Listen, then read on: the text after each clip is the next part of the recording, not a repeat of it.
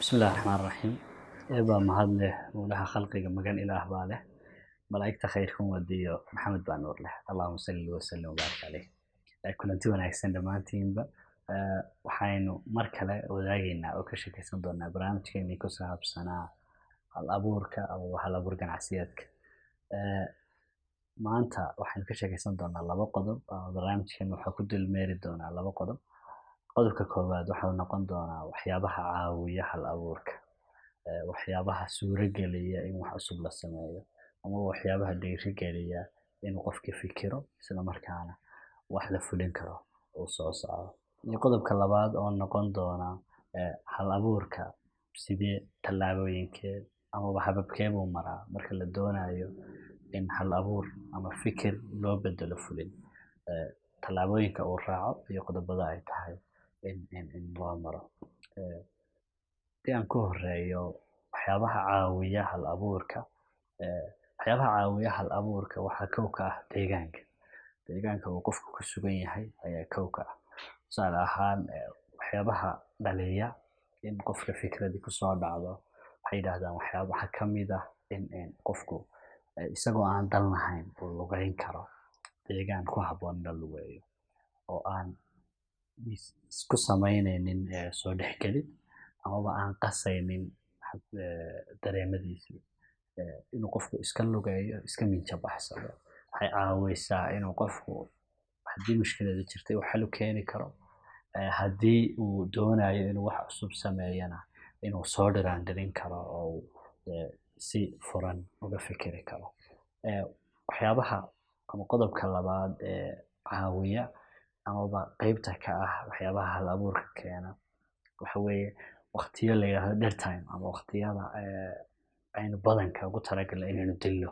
waqtiyada waxaa ka mid ah tusaale ahaan bas baad saaran tahay oo soo raacday inta aad baska saaran tahay inaanad nafta ku mashquulinin waxyaabo tusaale ahaan mobilekaaga oo kale inaad daawato amaba wax dhagaysato amaba aad wax akhrido iyadoo ay muhiim tahay oo waqtigaasi kale looga faa'iideysanayo misana haddana waqtigaasi waxa uu caawiyaa qofka hal abuurkiisa qofku marxaladaasi deganaanta ah waxa uu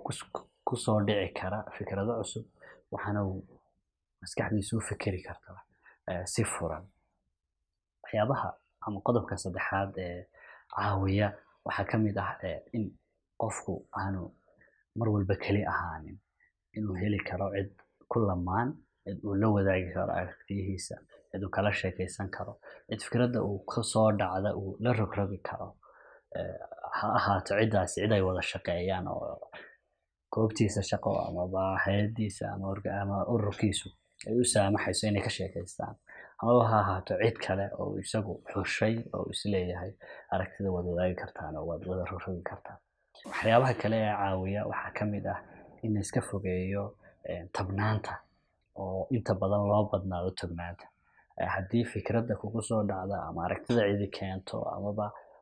wixii aad tiraahdo qaabkan xal ku noqonaya markiiba tabnaani soo horeyso tognaanti way adkaanaysaa inay kugu soo dhacdo amaba in la iska fogeeyo gebi ahaanba in fikrad kasta laga dhigto mid faa'iido leh in fikrad kasta loo qaato inay xal keenayso laakiin fikraduhu un kala wanaagsan yihiin kala habboon yihiin isla markaana kala fudud yihiin waxyaabaha kale caawiya waxaa ka mid ah in laga baxo baqdinta wixii kugu soo dhaca inaad darsi karto inaad baari karto inaad waqti siin karto inaanad ka biqin inaad sheegto inaanad ka biqin inaad waqti geliso inaanad ka biqin inaad cid la wadaagto haddii baqdintaasi kugu jirto way adkaanaysaa inaad ama mushkilad xal u keento ama wax cusub soo kordhiso amaba aad fikirkaaga aad fulin u bedesho sidoo kale waxyaabaha kale ee la odhan karo waxay caawiyaan fikradaha waxa weeye in aragtiyaha dadka kale la soo dhaweeyo waayo aragti bay wax ka dhashaan aragti baa la dhiraandhiriyaa aragti baana la hirgeliya oo tusaale la fuliya marka in aragtiyaha dadka kugu xeeran iyo dadka aad wada shaqaynaysaan dadka aad wax wada faaqidaysaan inaad soo dhaweyn karto oo aad kala faaqidi karto la sheekaysan karto iyaga la dhiraandhirin karto hal abuurkuna waa wax isugeegeyn iyo toostoosin qodobka haddii halkaa kaga tagno tallaabooyinka amaba jaranjarooyinka uu maro hal abuurku waa 4 jaranjaro. Ta koowaad waxay noqonaysaa aragti. Marka koowaad inay aragti jirto, aragtidaasi wixii doonaa ha dhaliyaan. Tusaale ahaan ha ka dhalato baahi ay qabaan macaamiishaadi ama baahi ay qabato shirkadaadu, ha ka dhalato mushkilad haysata macaamiishaada, ha ka dhalato suuq cusub oo aad u aragto inay fursad tahay, amaba ha ka dhalato mushkilad ku haysata inaad xal u raadinayso. Marka koowaad waa inay aragti jirtaa oo fikir jira. Fikirkaasi marka uu yimaado ayuunbaa loo gudbi karaa marxaladda labaad. Marka marxaladda labaad marxaladda koowaad ee fikirka marka laga gudbo, marxaladda labaad waa in waxaa loo gudbaa in fikirkii amaba aragtidii lasoo dhiraandhiriyo, in aragtidii la gorfeeyo, in aragtidii la faaqido, in laga fekero siday u suuro gelayso, in laga fekero suuqa ay heli karayso, in laga fekero dadku sida ay usoo dhaweyn doonaan, iyo sidoo kaleba in laga fekero waxyaabaha caqabada ku ah ee soo waajahaya aragtidan. Dhammaantood waa in loo darso si qoto dheer intaan loo gudbin marxaladda saddexaad. Marxaladdani waa marxaladda ugu waqtiga badan oo marxaladda ugu ballaaran ee ay tahay in si qoto dheer ama in si mug weyn loo dul istaago. Waana marxaladda ugu muhiimsan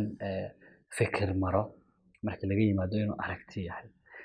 Marxaladda marka aad ka gudubto aad waqti fiican siiso inaad aragtidii dhan walba ka daristo, inaad aragtidii dhan walba ka eegto, inaad dad kala sheekaysato. Marxaladda saddexaad waxa weeye in loo gudbo marxaladdii fulinta ama tijaabinta. In la fuliyo oo fikirkii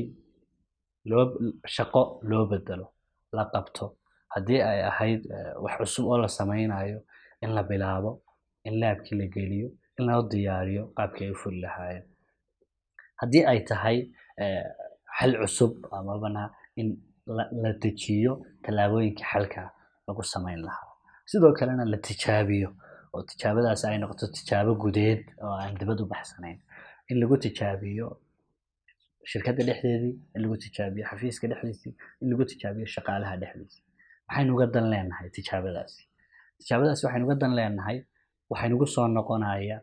oo falcelin fara badan oo inagaga imanaysa dadka aynu fikradda la wadaagayno. Mar kasta oo ay badato falcelinta intaynaan dibadda u saarin, waa mar kasta oo aynu soo bandhigi karno wax ka qurxoon wixii hore. Waa mar kasta oo waxa inaga soo baxaya uu noqdo wax shaandhaysan, uu noqdo wax u qalmaya bulshada dibaddana. Waayo waxa guduhu ay gorfayso, waxa inta guduhu ay isla eegaan, waxa inta guduhu ay dhisaan ayaa hadhow tole keenaysa soo dhaweyn fiican oo dadkii dibadda ah aydaan is aqoonin amaba aad aragtidan ka iibgeynaysay. Muddada ay ku jirto ama marxaladda ay ku jirto dhisidda in fikraddii la fulin loo bedelo oo la dhiso, iyo in la tijaabiyo, waxaa sidoo kale loo isticmaali karaa dad loo arki karo in ay mushkiladan kula dareemi karayaan, isla markaana aragtidan kula eegi karayaan, kula qiimeyn karayaan, waxna kugu soo kordhinayaan. Marka marxaladdaasi laga gudbo, tijaabadii laga gudbo ee loo arko fikraddaasi gudaheedii in wixii ku xeernaa mushkilad ahaa amaba wixii lagu sii wanaajin karayay ay gudaha kasoo dhan tahay, waa in loo diyaar garoobo in fikraddii la iibgeeyo, in fikraddii suuqeedii la raadiyo. Ta koowaad ee la sameynayaana waxa weeye in shaqaale gudeedka ama ciddii iibgeynaysay si aad u qurux badan loogu tababaro, ay ka jawaabi karaan su'aalaha ka imanaya, ay garan karayaan qaababka loo rogayo. Waayo fikrad marka dibad loo soo saarayo waa inay xogta cidda bixinaysaa mar walba u dhammaystiran tahay, amaba ugu yaraan qofkaasi uu ka haysto aragti aad u ballaaran waxaanu doonaya inuu iibgeeyo. Waayo su'aalo badan baa ka imanaya, dadkii lamaha ay qabsanin. Adigii haddii aan xogta aad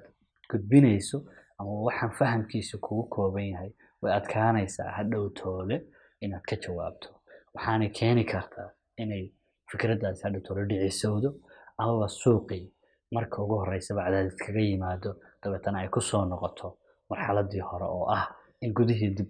looga sheekaysto ama dib ay noqoto in fikraddii loo dhiraandhiriyo. Waxaa sidoo kale qayb ka ah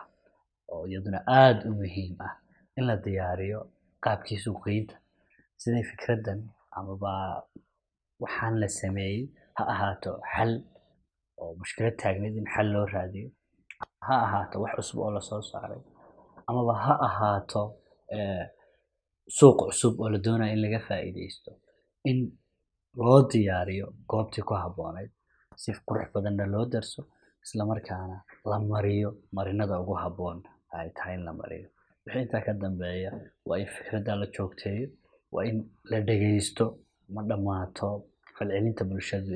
dadka aad la wadaagayso iyo dadka aad u samaysay iyo dadka aad ugu talagashay waxa ka soo noqonaya in la darso, xog ururin laga sameeyo, isla markaana ay noqoto wax mar walba la horumariyo lana sii joogteeyo. Barnaamijkeenu maanta intaasuu inooga ekaan doonaa. Aad baad umahadsantihiin. Asalaamu calaykum waraxmatullaahi wabarakaatu.